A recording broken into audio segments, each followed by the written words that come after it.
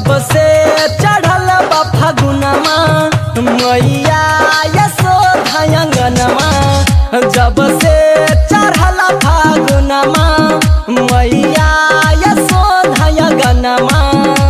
कि कान्हा करे रास रचैया राधा होली खेले हो। कि कान्हा करे रास रचैया राधा होली खेले हो।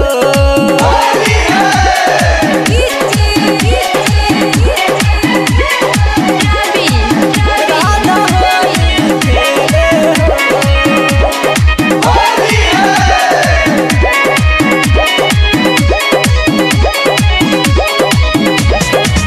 लाल पियर भइल बाटे वृंदावन ब्रिजवाल हो।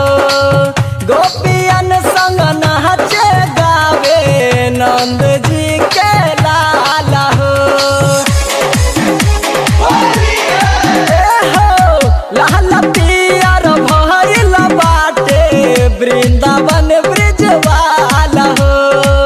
गोपियन संग नाचे गावे नंद जी के लाल हो।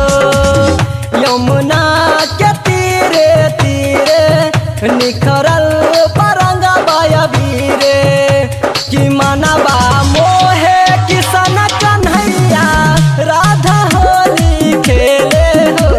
कि कान्हा करे रास रचैया राधा होली खेले हो।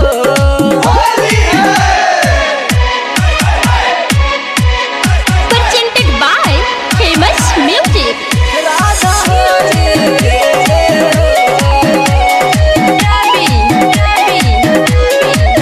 राधा होली खेले।